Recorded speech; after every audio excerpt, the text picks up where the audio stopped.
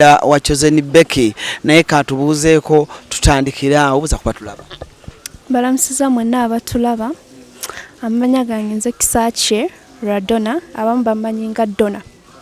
Yeah. So Dona soko tusigire mu kifaananyi kya mukulu wo muto. Muto wange. Yeah. Chosen aba muto. Wazanya naye ku TikTok. Of course. Nze nobadde manyiye mukulu wo. Nze mukulu nno. Mbadde manyiye mukulu wo. Abasinga bakimanyi naye bambi nze mukulu. Soko tusigire ku kifaananyi kya Chosen gwe nga mukulu we azamulaba nga akula no olunaku Chosen lwe yasooka focus lwe mwasooka okumulaba nga celebrity wakeeyo soko tusigire ku kifaananyi kike mwalaba. Honestly nze saali yewaka cause nze namusooka mu kibuga bwe namala form 4 nenfuna omulimu mu kibuga so kati byonna bya happeninga nze nga siriyo naye nga nange akayimba we nakalaba nali so shocked nensooka ne munoonyakaawo nembuuza kubeewaka nga bituufu yeye naye I was so happy. Ng'obuuza olwo linnya ki? Nga nange ndabye Chosen Becky fe twali twamanyira Rebecca. Nenkubira maama nangamba bannange ekiri eno ka TV kalumye dda oluyimba lufulumye omwana omulabye konse bannange ekitiibwa nga kya Mukama naye nsooka neneteeka mu kifaananyi nga tutandise okubaako okitegeera naabwe ndabira ddala ekisa kya Katonda era twasanyuka nnyo. Chosen Becky nga family mu okutwaliza awamu kikyasinza okusitula mu baana ewaka? Fa abaana kyolaba kyabataddemu ng'olaba kyakyuka nga those days mwayita muswa kiraba kyendaba we don't though kale nyinza okugamba nti sigamba nti oba tuli bulungi nnyo naye we don't lack anything nga sister waffe waali in case of anything oba it needs what oba ki gwe you just inform her kinga kiggwa kyonna kyoyagala afaayo fiira ddala ewaka ewa maama kuba ddala ku mukulu paka ku mutaasimbayo. Tusige ku kifaananyi kya mutowo ng'akula yali mwana kikaaki? Twali twekiganya nnyo nze naye twekubanga nnyo. Yakuddako? Yeah, ku ssomero batwawula n'amasomero nga twekuba nnyo nze naye twali ba friends kubanga buto naye ate nga omanyi abaana abeddako nga abannaye twalwananga nga tweropa webityo but ye nga kyemumanyiko ye nga ye ali so funny ye wabeera tewaba kunyiiga oba maama oba ani muba mukuseka bosesi mukowa bukooyi. Tunyumize ku first flight ya Chosen Becky ennyonyi gye yasooka otwala ewaka yategeeza ki? First flight ennyonyi gye yasooka okulinnya n'agamba abewaka nno bannange mbabuulire nze nno nninnya ennyonyi ngenza kuyimba lwakuba nze namusooka. Wamusooka? Nanti ze naliko ku kyeyo. Otyo gwe wakubako ku kyeyo. Bwe yava mu nni yali yakava mu nniiki kati ate nze nenfuluma nga tanaba kufuuka nnyo sita bwe yakubira byabangi ne bankuza nze ate nenfuluma. Nofuluma? Nali eyo. Kati ogenda owulira nti agenze? Ogenda okuwulira oba it was London. Was it London? First flight. Era yuka yali London. Mana yenasanyuka nga njula okusazaamu contract nkomewo. Nga ndaba ate sister wange afuse w'amaanyi ne ngamba banzireyo naye nga sikyasobola gisazaamu naye nga nange abawalabu mbeewaanirako. Ngenda ku Google ne ngogole nga ne bagamba this is my sister. Celeb. Abawalabu wabagambanga? Nze nabagambanga nga saagala bantwalire nnyo nti ffe tuli wansi nga nange mbagamba naffe waffe tuba ne bamaid ate waffe tulinayo celeb mbagamba nomuyimbi temumumanyi ngamba scrolling contract neggwako? Yaggwako nenkomawo. Bw'okomawo omusanga akyali w'amaanyi nnyo ate akyali w'amaanyi nnyo bannange nze saagala simanyi nakumanya naye Uganda tenalabye ng'enyuma nnyo kwegamba. Oba Celeb bunyuma? Oba Celeb. Lwe nali ne Chosen Becky London eyo n'aŋŋamba nti famire yammwe yonna mu mwenna muyina amaloboozi. Ffenna tusobola oyimba ffenna. Mwenna musobola okuyimba? Ffenna. As in for sisters. Abooluganda awamu ffenna same mother same father. Ffenna tusobola oyimba ffenna. Kayimba ki aka Chosen Becky akunyumira? Akasinga okunyumira. Ogamba nti Allan bwe mbeera awo naye kana akayimba mpulira nga kanyumira. Kano mukwano gwange kano ke kayimba nganakusuubiza nkuyimbire okuva ku ntobo y'omutima gwange kawulire tutututu nali ndowooza nti abantu abalungi be balina ssente zitukomoka abo abanyirira ng'abamalayika naye nalabuka kayimba kati oyina essuubi eriyimbako nze honest I'm not interested.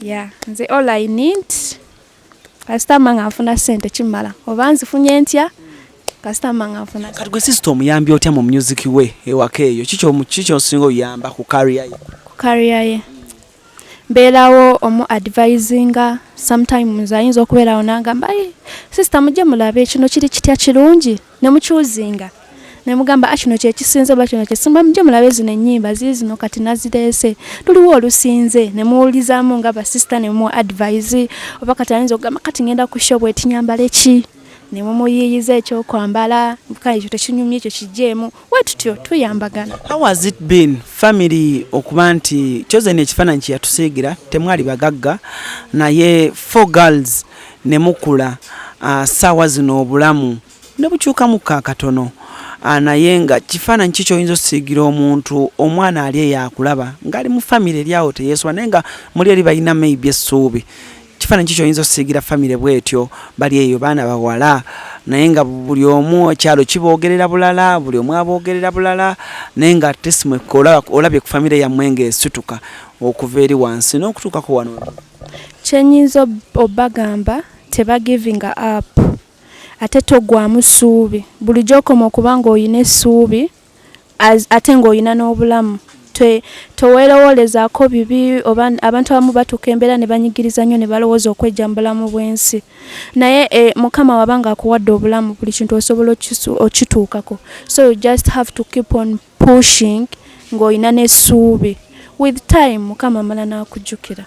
Gwe nga mukulu wa Chosen Becky nkimanyi bingi nnyo ebyatuukangawo ewaka Chosen olusinga muto naye gwe oba olabyeko bingi okumusingako mbeera ki eyawo eyaliwo ewaka nga Chosen tannafuuka sita gye mwatuulanga awo nga mwabakulu ne muga yi mukama naye naffe oba lumu bannange by'osobola okugamba ku bantu moments ezimu ze walaba ewaka bannange moments waliwo moment eyatuukawo ewaka wali tetulina kyakulya nga tuli omulungi gumu ate ng'ogwo omulungi ogumu gwe tulidde sometimes tunywa bugi nga tebulimu sukaali oba like taata waffe yali yafuna ente yali ayagala nnyo ente nga yeerumya n'afuna ku nte naye nga bw'aleeta ente amata tuganywa naye nga tegalimu sukaali nga tunywa bikalu embeera eyatuuka okugenda ku ssomero temuyina bags obusawo twabulondanga sometimes waliwo amasomero agali ag'ebbeeyi nga basuula ebintu wabweru kati nga tukola nga tulonda obusawo bintu byakuyiiya abaana bye babeera nabyo ku ssomero mwe nga temuyina twasomerako mu bigere nga twatandika zambala secondary nga tubeera mu bigere tebakulaba abayina enga iye nga n'obugi tetunywa nga kati nze I remember nakimanyo nga amazzi ku kyalo like olinga abantu bakuyita jangu otuyambeko nakuwayo ekyebitaano kati nga nterekanye ebisatu nga negombanya akawunga ko ku ssomero nga negomba abaana abali akawunga kati nga abaana ab'ekisula abakakoowa P6 awo P5 nga nze mbawe ebisatu nga bampe essowaani y'emmere ng'olwo nsanyuka kubajjukira tebakusasulira buugi ffe twakola tumanyi buzo sente zakulya ku ssomero si kirabangako nti maama akwadde ezo sente zakulya ku ssomero tekibangawo ng'era weeyiiya embeera zaalinga nnyingi ebyokwambala. Kati we mwasomeranga ku ssomero ne muto wange Becky twasomanga era tweyiiyanga ne tusoma nga womanya abawala nga mweyiiya ne mukuŋŋanyawo ku busente n'okulayo ku busawo buno obw'ebiveera obw'obugoye obwo bwabanga bwa bitaano bwe basika ng'obwo tweyiiya oluusi ng'olumu mpanula emiyembe n'enjutunda ku ssomero nga naye bw'afunayo akokulya nga ajja kunoonya mu kiraasi yo ng'akuwa naye bw'ofunayo akokulya ng'omunoonya ng'obulawo saalinga nnyo mugabi naye ye ga buli kaafuna ndeeterako bambi kuva buto ye kale agaba alinamu omutima gw'okugaba ng'akunoonya ng'akuwa ng'olumuze embyebulizaamu n'essimuwa naye ye ng'olaba afaayo twefangako embeera mbi naye nga twefangako. Essaala yategeezanga kyewaka Essaala yategeezanga kinene ewaka twasaba twasiiba twasabanga nnyo nga kyateeka tusabe nga tugenda okwebaka ne kumakya nga mama yatuyigiriza essaala twasaba twebaza Mukama okutukuliza kuba omuntu ng'okulidde mu kusaba mu Mukama wabeerawo ebintu ebibeera ebizibu eri obulamu byo ng'abalala babikola naye nga gwe ne bw'okirowooza kolaba nga kinene nnyo tosobola kikola so ekyo ky'Omukama mama tukimwebaza bazadde baffe batuteekamu entiisa ye eya Katonda tho ebimu biyitira naye nga wabeerawo nawe nogamba ekyo sisobola kikola naye lwakikozi wakuliramu eri entiisa ya Katonda. Onakola ekyo zembika wazizza emyaka 23 bigambo ki by'oyinza omugamba sister ku bye muyiseemu? Banaye nze ku bye tuyiseemu n'okubeera nga tutuuse wano olwaleero sister wange kyenyinza omugamba kimu yeebale nnyo kutulabirira atubeereddewo nnyo nga baganda be tatulese atubeereddewo nnyo okuviddala ku ntandikwa paka okuvaddala ku muto paka ku muto asembayo so mwebaza era musaba ayongere tatukoowa era nsaba ne Mukama naye atuukirize ebirooto bye byonna bambi amwongereko amufule ekinene ekisinga cause what I know ye bw'aba bulungi naffe tujja kuba bulungi.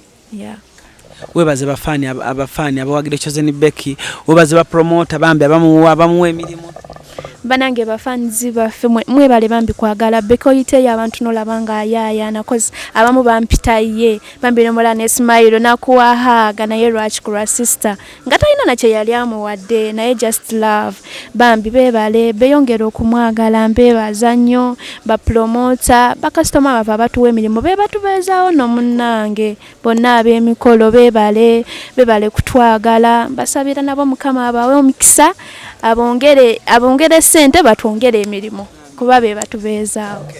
CRUZ exclusive gwe mkutu tubadde ne sister wa Chosen Becky and of course ebigambo byayogedde ebyo abimininga kinene nnyo eri families ez'enjawulo ne families ezivaamu abaana ne bafuuka ab'amaanyi n'olw'ensonga eyo munsikiza twegatte ku muntu omulala tovaamu.